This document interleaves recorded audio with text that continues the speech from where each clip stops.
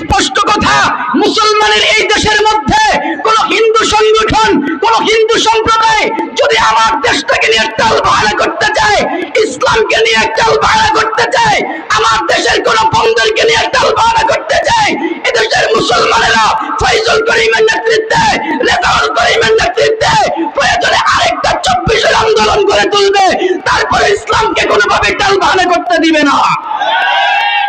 রাজি আছেন তো ইনশাআল্লাহ? লড়াইয়ের ওই ময়দানেতে যেতে তোমাকে হবে, প্রয়োজনে সব রক্তটুকু জমিনেই ঢেলে দেবে। লড়াইয়ের ওই ময়দানেতে যেতে তোমাকে হবে, প্রয়োজনে সব রক্তটুকু জমিনেই ঢেলে দেবে। তবুও তোমায় লড়তেই হবে, মানবে না পরাজয়। তবুও তোমায় লড়তেই হবে, মানবে না পরাজয়। জানো কি বন্ধু, জানো তোমার আমার পয়গম্বরের আখলাকটা কেমন জানো?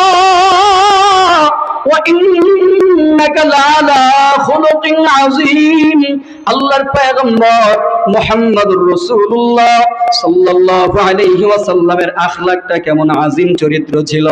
বলে আপনার আমার পয়গম্বরের আখলাকটা ছিল আযীম একটা চরিত্র, আশ্চর্যজনক চরিত্র। বলে যেই চরিত্র কেবলমাত্র শুধুমাত্র আল্লাহ তাআলা একজনকেই দান করেছেন।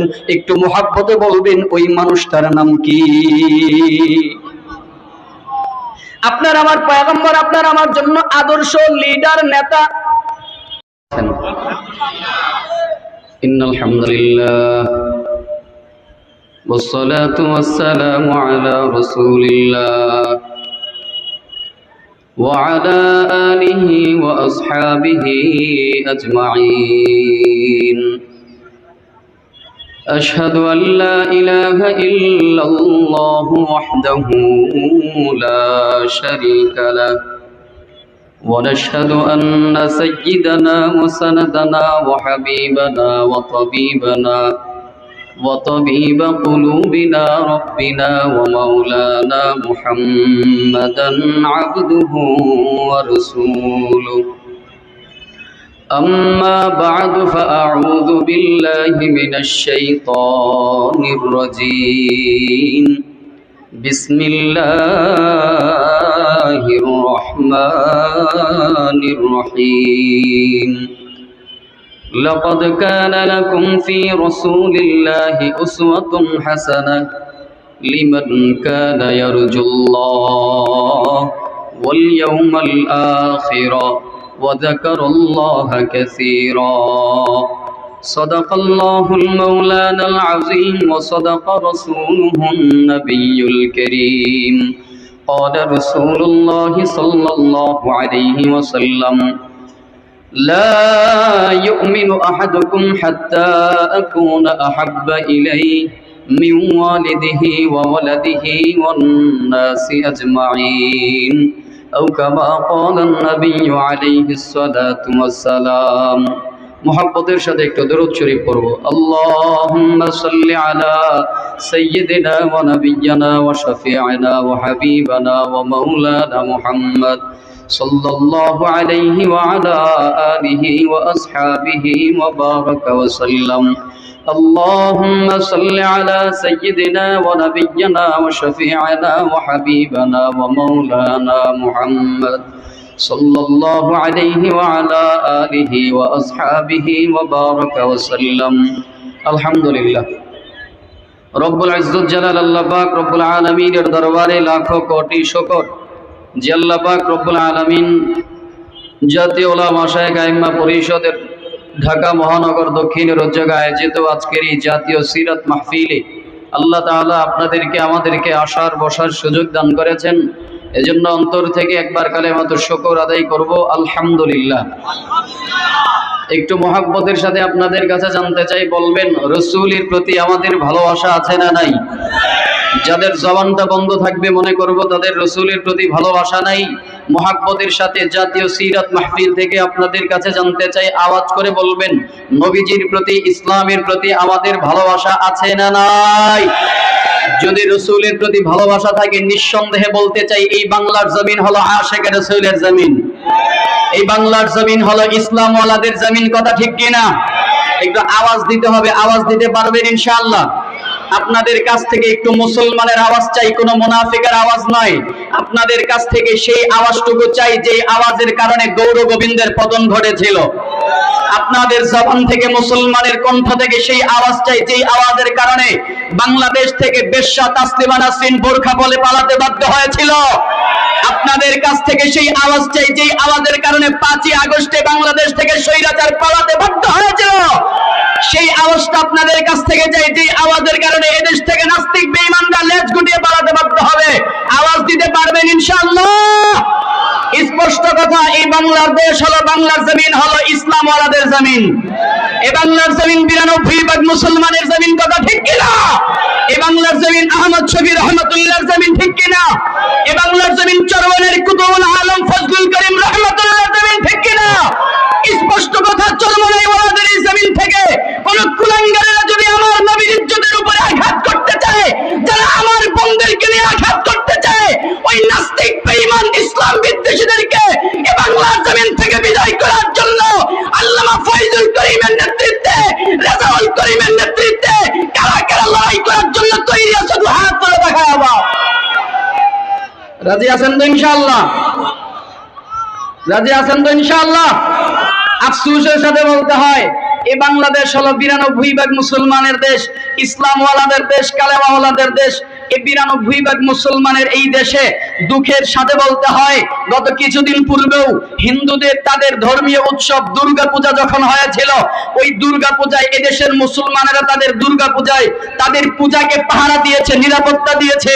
বড় দুঃখের সাথে বলতে হয়, ঠিক তার কিছুদিন পরই দেখা গেল নর্থ সাউথ বিশ্ববিদ্যালয়ের সেই কুলাঙ্গার স্টুডেন্ট আমাদের প্রাণের হৃদয় স্পন্দন কোরআনের উপরে আঘাত করেছে, কোরআনকে অপমাননা করেছে। দুঃখের সাথে বলতে হয়, যেই দেশের মুসলমানেরা হিন্দুদের দুর্গাপূজার নিরাপত্তা দিয়েছিল, পাহারা দিয়েছিল, সেই হিন্দুরাই তার কিছুদিন পরেই দেখা গেল গাজীপুরের সেই আমাদের মাদ্রাসা পড়ুয়া 13 বছরের সেই মাদ্রাসা পড়ুয়া আশামণিকে 3 দিন পর্যন্ত এরা 3 দিন পর্যন্ত নির্মমভাবে ধর্ষণ করেছে। ঠিক তার কিছুদিন পরেই যেই দেশের মুসলমানেরা হিন্দুদের দুর্গাপূজাকে পাহারা দেয়, নিরাপত্তা দিয়েছিল, তার কিছুদিন পরেই দেখা গেল সেই হিন্দুদের সংগঠন, জঙ্গি সংগঠন, নিষিদ্ধ সংগঠন, ইসকন সংগঠন আমার দেশের একজন ইমামকে এরা নিখোঁজ করে রেখেছিল, গুম করে রেখেছিল। আমরা স্পষ্ট বলতে চাই, এটা বাংলাদেশ, এরা ভারতের দাদা বাবুদের ভারতের দেশ না। আওয়াজ করে বলেন ঠিক কিনা? আমরা বলতে চাই, এটা বাংলাদেশ, এটা ইউরোপ না, এটা বাংলাদেশ, এটা আমেরিকা না। সুতরাং স্পষ্ট কথা, মুসলমানের এই দেশের মধ্যে কোন হিন্দু সংগঠন, কোন হিন্দু সম্প্রদায় যদি আমার দেশটাকে নিয়ে টাল ভাড়া করতে চায়, ইসলামকে নিয়ে টাল ভাড়া করতে চায়, আমার দেশের কোন বন্ধুদেরকে নিয়ে টাল ভাড়া করতে চায়, এদেশের মুসলমানেরা ফয়জুল করিমের নেতৃত্বে, রেজাউল করিমের নেতৃত্বে প্রয়োজনে আরেকটা 24-এর আন্দোলন করে তুলবে, তারপরে ইসলামকে কোনোভাবে টাল ভাড়া করতে দিবে না। রাজি আছেন তো ইনশাআল্লাহ? লড়াইয়ের ওই ময়দানেতে যেতে তোমাকে হবে, প্রয়োজনে সব রক্তটুকু জমিনেই ঢেলে দেবে। লড়াইয়ের ওই ময়দানেতে যেতে তোমাকে হবে, প্রয়োজনে সব রক্তটুকু জমিনেই ঢেলে দেবে। তবুও তোমায় লড়তেই হবে, মানবে না পরাজয়। তবুও তোমায় লড়তেই হবে, মানবে না পরাজয়। বিপ্লব মানে জীবন দেয়া, বসে থাকা নয়। সে কোনদিন আসবে না রে, করো যদি ভয়। আসবে বিজয়, রক্ত আর জীবনের বিনিময়। আসবে বিজয়, রক্ত আর জীবনের বিনিময়। বিপ্লব মানে জীবন দেয়া, বসে থাকা নয়। সে কোনদিন আসবে না রে, করো যদি ভয়। লড়ার জন্য তৈরি আছেন তো ইনশাআল্লাহ? দ্বীনের জন্য, ইসলামের জন্য তৈরি আছেন তো ইনশাআল্লাহ? আল্লাহ আমাদের কবুল করুক। মুহাব্বতের সাথে পড়েন আমিন। তাহলে আবারও একটু জানতে চাই, মুহাব্বতের সাথে আওয়াজ করে বলবেন, ইসলামের প্রতি, দ্বীনের প্রতি, কোরআনের প্রতি, আমার রাসূলের প্রতি ভালোবাসা আছে না নাই? আর একটু মুহাব্বতে বলবেন, আমরা আল্লাহ তাআলার সন্তুষ্টি অর্জন করতে চাই কি চাই না? আখিরাতের সফলতা আমরা চাই কি চাই না? আল্লাহকে বেশি পরিমাণে স্মরণ করতে চাই কি চাই না? চলেন তো এই আপনার জন্য আমার জন্য আল্লাহ তাআলা উত্তম এবং চমৎকার একটা রাস্তা আপনার আমার জন্য খুলে দিয়েছেন। সেই রাস্তাটা কি? কোরআনুল কারীমের সূরা আহজাবের 21 এবং 22 নম্বর আয়াতে কারীমায় আল্লাহ তাআলা স্পষ্ট জানিয়ে দেন, لقد كان لكم في رسول الله أسوة حسنة لمن كان يرجو الله واليوم الآخر وذكر الله كثيرا। রব্বুল ইজ্জত জালাল আল্লাহ পাক রব্বুল আলামিন বলেন, লিমান কানা ইয়ারজুল্লাহ, যারা আল্লাহ তাআলার সন্তুষ্টি যারা অর্জন করতে চাও, ওয়াল ইয়াউমাল আখির, যারা আখিরাতের সফলতা যারা অর্জন করতে চাও, ওয়া যাকারাল্লাহা কাসীরা, যারা আল্লাহকে বেশি পরিমাণে যারা স্মরণ করতে চাও, এই তোমাদের জন্য আল্লাহ তাআলা উত্তম একটা মাধ্যম, উত্তম একটা রাস্তা তোমার আমার জন্য দিয়েছেন। সেই রাস্তাটা কি? আল্লাহ তাআলা বলেন, লাকাদ কানা লাকুম ফি রাসূলিল্লাহি উসওয়াতুন হাসানা, বলে তোমাদের জন্য উত্তম নমুনা, উত্তম আদর্শ, উত্তম লিডার বানায় দিলাম পয়গম্বর। পয়গম্বরের আখলাক, পয়গম্বরের আদর্শটা তোমাদের জন্য উত্তম চরিত্র, উত্তম নমুনা। বলে এই পয়গম্বর মুহাম্মদুর রাসূলুল্লাহ সাল্লাল্লাহু আলাইহি ওয়াসাল্লামের আদর্শের অনুসরণ যদি করতে পারো তো তোমাদের জন্য আল্লাহর সন্তুষ্টি অর্জন করা বড় সহজ হয়ে যাবে, বড় চমৎকার মাধ্যম হয়ে যাবে। আখিরাতের সফলতাও তোমাদের জন্য বড় সহজ হয়ে যাবে। আল্লাহ তাআলাকে বেশি পরিমাণে স্মরণ করাটাও তোমাদের জন্য সহজ হয়ে যাবে। জানো কি বন্ধু, জানো তোমার আমার পয়গম্বরের আখলাকটা কেমন জানো? ওয়া ইন্নাকা লাআলা খুলুকিন আযীম, আল্লাহর পয়গম্বর মুহাম্মদুর রাসূলুল্লাহ সাল্লাল্লাহু আলাইহি ওয়াসাল্লামের আখলাকটা কেমন আযীম চরিত্র ছিল। বলে আপনার আমার পয়গম্বরের আখলাকটা ছিল আযীম একটা চরিত্র, আশ্চর্যজনক চরিত্র। বলে যেই চরিত্র কেবলমাত্র শুধুমাত্র আল্লাহ তাআলা একজনকেই দান করেছেন। একটু মুহাব্বতে বলবেন ওই মানুষটার নাম কি? আপনার আমার পয়গম্বর আপনার আমার জন্য আদর্শ, লিডার, নেতা।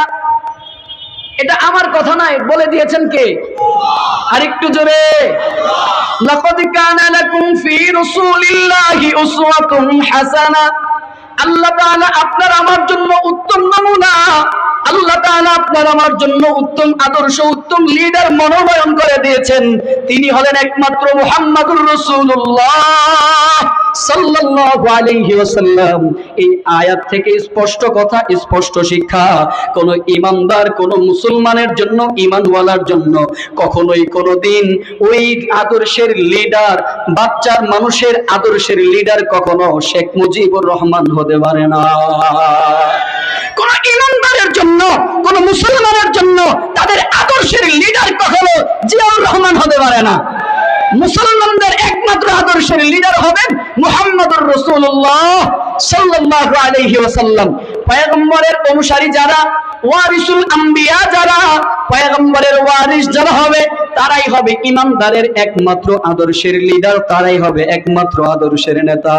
পয়গম্বর আরবি সাল্লাল্লাহু আলাইহি ওয়াসাল্লাম আপনার আমার জন্য সর্বদিকে, সর্বব্যবস্থায় আপনার আমার জন্য লিডার, নেতা, অনুপ্রেরণা। কোন দিকে তাকাবেন? আদব আখলাকের দিকেও পয়গম্বর আপনার আমার জন্য অনুসূচনা, অনুপ্রেরণা। ব্যবসা বাণিজ্যের দিকেও আপনার আমার পয়গম্বর আপনার আমার জন্য লিডার, অনুপ্রেরণা।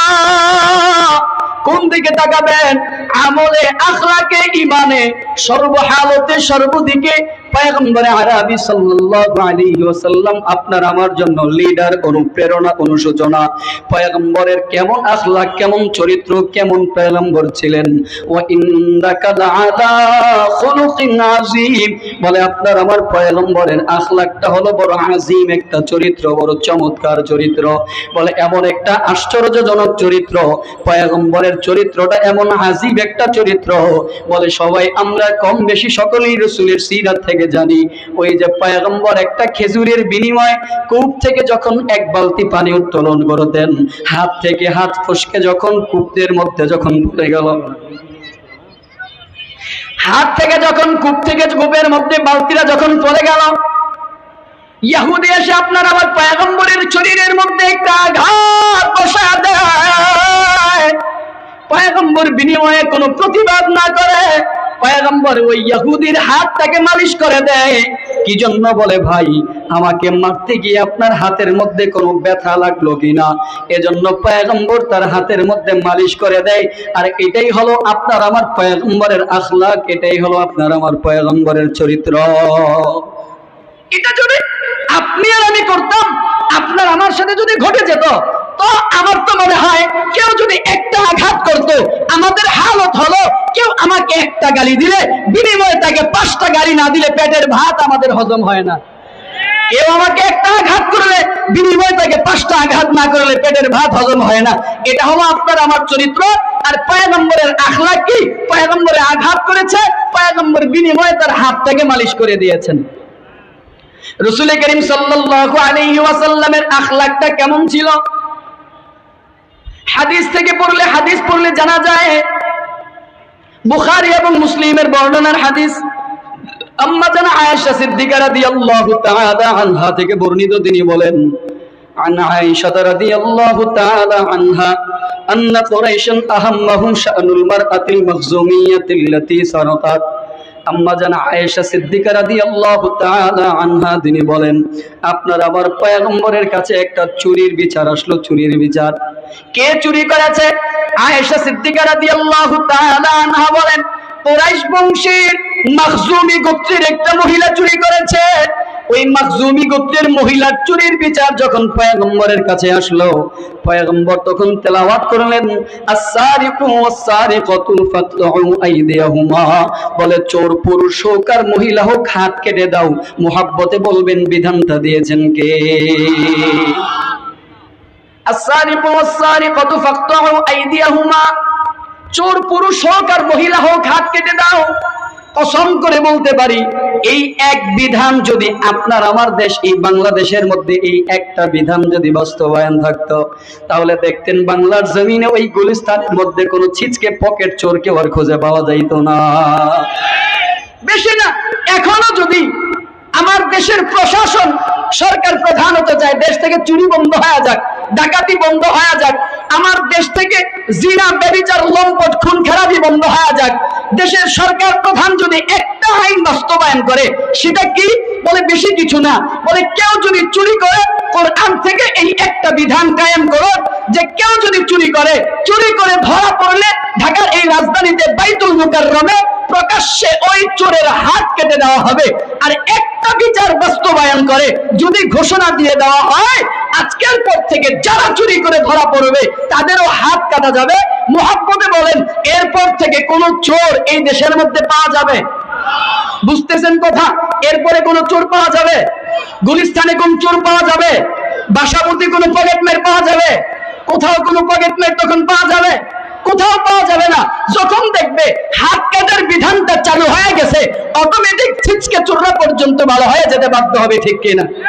এজন্য আমার দেশের সরকার প্রধানের কাছে আমাদের বিনীত নিবেদন থাকবে, আপনারা চান চোর ভালো করতে, ডাকাতি বন্ধ করতে, চুরি বন্ধ করতে, আল্লাহর কসম কোরআনের এই একটা বিধান বাস্তবায়ন করেন, পরের দিন থেকে একটা চোর বাংলাদেশে খুঁজে পাওয়া যাবে না। আস-সারিকু ওয়াস-সারিকাতু ফাকতউ আইদিয়াহুমা, পয়গম্বর আরবি সাল্লাল্লাহু আলাইহি ওয়াসাল্লাম বলেন, চোর পুরুষ হোক আর মহিলা হোক হাত কেটে দাও। পয়গম্বর যখন এটা তেলাওয়াত করলেন, সাহাবায়ে কেরামের মধ্যে তখন একটা বিষয় কাজ করতেছিল, চিন্তা ভাবনা করতেছেন। পয়গম্বরের দিলের মধ্যে একটা পেরেশানি, কি ব্যাপারে, কোন বিষয় নিয়ে? রাসূল করিম সাল্লাল্লাহু আলাইহি ওয়াসাল্লামের দিলের মধ্যে একটা চিন্তা, সাহাবীদের দিলের মধ্যে পেরেশানি, কোন বিষয়টা নিয়ে? বলে মাখজুমি গোত্রটা হলো আপনার আমার পয়গম্বর কুরাইশ বংশের একটা শাখা, আর ওই কুরাইশ বংশের শাখা মাখজুমি গোত্রের মহিলার যদি হাত কাটা যায়, তো ইহুদিরা যারা আছে, খ্রিস্টান যারা আছে, বেঈমান মুনাফিক বিধর্মী যারা আছে, এরা আপনার আমার পয়গম্বরের বংশটাকে নিয়ে টিটকারি করবে, মস্কারি করবে। বলে তোমাদের নবীর বংশের মহিলার চুরির দায়ে হাত কাটা গেছে, চুরির দায়ে হাত কাটা গেল। সাহাবায়ে কেরামের দিলের মধ্যে চিন্তা, কি করা যায়। পয়গম্বরের সাহাবীরা পরামর্শ করলো, এক কাজ করো, রাসূলের কাছে এই সংবাদটা একটু পাঠায়া দাও। রাসূল হয়তো জানে না এটা কুরাইশ বংশের মাখজুমি গোত্রের মহিলা, পয়গম্বর হয়তো জানে না, পয়গম্বরকে একটু জানানোর ব্যবস্থা করে দাও এই মহিলাটা হলো কুরাইশ বংশের মহিলা। বলে পয়গম্বর সুপারিশ জানায়া দাও, এই মহিলার হাত না কেটে চুরির দেয় একটা আঙুল কেটে যদি বিচারটাকে একটু শিথিল করা যেত, শিথিল করা হতো। কে যাবে এই পরামর্শ নিয়ে? বড় বড় সাহাবায়ে কেরাম মজমার মধ্যে বসা, কিন্তু কেউ যাওয়ার জন্য রাজি হয় না। ফাকালু সাহাবায়ে কেরাম বলেন মাইয়াকুলু, বলে মাইয়ুকাল্লিমু ফিহা রাসূলুল্লাহ, কে যাবে রাসূলের কাছে এই বিষয়টা নিয়ে কথা বলার জন্য? কে যাবে পয়গম্বরের কাছে এই ব্যাপারটা নিয়ে কথা বলার জন্য? কেউ যাওয়ার জন্য রাজি নয়, কে যাওয়ার জন্য প্রস্তুত নয়, কেউ যেতেও চায় না। সাহাবায়ে কেরাম তখন বললেন, একটা কাজ করো, আমরা তো বুঝের মানুষ, একটা ছোট বাচ্চাকে রাসূলের কাছে পাঠায়া দাও। কাকে পাঠানো হবে সংক্ষেপে বলছি। সাহাবায়ে কেরাম তখন পরামর্শ করলেন, ছোট বাচ্চা রাসূলের একজন নাতি, নাম তার উসামা, পয়গম্বরের পালক পুত্র, নাম তার যায়েদ বিন হারিসা। ওই যায়েদ বিন হারিসা রাদিয়াল্লাহু তাআলা আনহুর একটা বাচ্চা ছিল, নাম তার উসামা। ওই উসামাকে পয়গম্বর হিব্বু রাসূলুল্লাহ বড় ভালোবাসতো, মুহাব্বত করতো, আদর করতো। ওই বাচ্চাটাকে পয়গম্বর বড় আদর করতেন, ভালোবাসতেন, মুহাব্বত করতেন। সাহাবায়ে কেরাম বলেন, উসামাকে পাঠায়া দাও, উসামা গিয়ে যদি সুপারিশ করে পয়গম্বর মনে হয় কিছু মনে করবে না।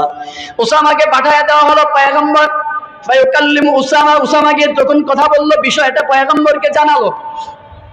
যখন উসামা পয়গম্বরকে জানালো, পয়গম্বর তখন বসা থেকে, এক বর্ণনায় পাওয়া যায় পয়গম্বর বসা থেকে দাঁড়ায় গেলেন। দাঁড়ায় পয়গম্বর তখন খুতবা ভাষণ দিতে শুরু করলেন। সাহাবায়ে কেরামদেরকে উদ্দেশ্য করে পয়গম্বর ভাষণ দেন, বলতেছেন, সাহাবীরা শোনো, আমি জানি উসামাকে তোমরাই আমার কাছে পাঠাইছো, কারণ উসামার এত বোধ শক্তি নাই আমার কাছে সুপারিশ করবে। আমি জানি তোমরাই উসামাকে আমার কাছে পাঠাইছো। ও সাহাবীরা, তোমরা জেনে নাও, আমার পূর্বে পয়গম্বর খুতবা দিচ্ছেন, পয়গম্বর ভাষণ দিচ্ছেন। ও বন্ধুরা আমার, একটাও কোনো অন্য কোনো গল্প নয়, হাদিস থেকে বর্ণনা না। পয়গম্বর তখন বলছেন, সাহাবীরা শোনো, আমার পূর্বে আল্লাহ তাআলা অনেক জাতিকে আল্লাহ তাআলা আযাব দিয়েছেন, অনেক জাতিকে গজব দিয়েছেন। বলে আমার পূর্বে অনেক জাতিকে আল্লাহ তাআলা ধ্বংস করে দিয়েছেন। তার এর মধ্যে একটা কারণ হলো, ওই সময়ের বিচারক যারা ছিল তারা বিচার করত। কেমন বিচার করত? যখন কোনো অপরাধী অপরাধ করত, এই অপরাধীর বিচার করার সময় যদি দেখতো অপরাধীটা কোনো শরীফ গোত্রের মানুষ, তাহলে ওই অপরাধীর অপরাধটা মওকুফ করে দেওয়া হতো, মাফ করে দেওয়া হতো। যদি দেখতো অপরাধী কোনো বড় ব্যক্তি, টাকাওয়ালা, নামি দামি ব্যক্তি, তাহলে ওই অপরাধীর কোনো বিচার করা হতো না। আর যদি দেখতো অপরাধীটা বড় দুর্বল, অপরাধী বড় দুর্বল একজন ব্যক্তি, নম্র ভদ্র একজন ব্যক্তি, তাহলে ওই অপরাধীর বিচারটা আরো শক্ত, মজবুত, বড় কঠিন ভাবে করা হতো। একটু মুহাব্বতে বলবেন, এরকম বিচারক আমার দেশে আছে না নাই? নবীজি বলেন, অনেক জাতিকে আল্লাহ আযাব দিয়েছেন, গজব দিয়েছেন। এর একটা কারণ হলো এটা, এরা বিচার করত পক্ষপাতিত্বের বিচার, চেহারা দেখে বিচার করত। কেমন বিচার? বলে বিচার মানে তাল গাছ আমার, এমন বিচার হয় কি হয় না? আর একটু জোরে বলেন না, হয় কি হয় না? পয়গম্বর আকরাম সাল্লাল্লাহু আলাইহি ওয়াসাল্লাম বলেন, ও সাহাবীরা শোনো, আমি আল্লাহর বিধানটাকে কোনো বাস্তবায়ন করতে চাই, আমি আল্লাহর বিধানটাকে আমি তরক করতে চাই না। পয়গম্বর বলেন, লাউ আন্না ফাতিমা বিনতে মুহাম্মদ সারাকাত লাকাতাতু ইয়াদাহা। পয়গম্বর বলেন, লাউ আন্না ফাতিমা বিনতে মুহাম্মদ সারাকাত, ঘটনাক্রমে যে মহিলা চুরি করেছে ওই মহিলার নামটাও হলো ফাতেমা, ওই মহিলাটাও হলো ফাতেমা। পয়গম্বর বলেন, আমার মেয়ে ফাতেমাও যদি আজকে চুরি করতো, লাকাতাতু ইয়াদাহা, আল্লাহর হুদুদ, আল্লাহর বিধানটাকে বাস্তবায়ন করার জন্য আমি আমার মেয়ের হাত নিজে কাইটা আল্লাহর বিধানকে কায়েম করতাম। আরেকটা ওয়াজ করে বলেন আল্লাহু আকবার। একটু মুহাব্বতে বলেন, এরকম বিচার আমার দেশে আছে না নাই? আছে, এরকম বিচারের ব্যবস্থা আছে। হ্যাঁ, এরকম ইনসাফ ভিত্তিক বিচার না থাকলেও বিচার আছে, বিচার মানি তাল গাছ আমার। বলে কেমনে? রাতের আধারে টেবিলের নিচ দিয়া 500,000 টাকার একটা ভান্ডিল ধরায় দিবেন, অটোমেটিকলি বিচার পরিবর্তন হয়ে আমার দিকে রায় আসবে। বলেন এমন বিচারক আছে না নাই? তুমি সুদের টাকায় প্রাসাদে গড়, ঘুষ ছাড়ো না, দিন দুঃখী না খেয়ে মরে খবর রাখো না, ঠিক কিনা? তুমি সুদের টাকায় প্রাসাদে গড়, ঘুষ ছাড়ো না, দিন দুঃখী না খেয়ে মরে খবর রাখো না। তুমি ঘুষ খেয়ে বিচার করো, ঘুষ খেয়ে বিচার করো, সাজিয়া প্রধান, ঠিক কিনা? তুমি কেমন বিচারক, তুমি কেমন বিচারক, কেমন মুসলমান, তুমি কেমন মুসলমান? নামাজের সাথে নাই পরিচয়, মানো না কোরআন, নামাজের সাথে নাই পরিচয়, মানো না কোরআন, তুমি কেমন মুসলমান? মুহাব্বতে বলেন আছে না নাই? বড় আফসোসের সাথে বলতে হয়, এটাই হলো আমার দেশের বিচার ব্যবস্থা, এটাই হলো আমার দেশের হালত, এটাই হলো আমার দেশের অবস্থা। আফসোসের সাথে বলতে হয়, এজন্যই আমাদের উস্তাদ মরহুম মাওলানা আইনুদ্দিন আল আজাদ রহমাতুল্লাহ বলেন, এরাই হলো আসল শিক্ষিত শয়তান। আর একটু ধরে বলেন ঠিক কিনা? দেশের প্রতিটা কার্যক্রমে যখনই যাবেন, প্রতিটা সেক্টরে যখনই যাবেন, কোনো একটা ফাইলকে সিগনেচার করানোর জন্য যদি যান, কোনো একটা ফাইলের সিগনেচারের জন্য যদি কোনো একটা দফতরে যান, অটোমেটিকলি সেই সিগনেচারটা আনার জন্য একটা 500-1000 টাকার নোট লাগে। আর একটু ধরে বলেন ঠিক কিনা? এরকম ব্যবস্থা আছে না নাই?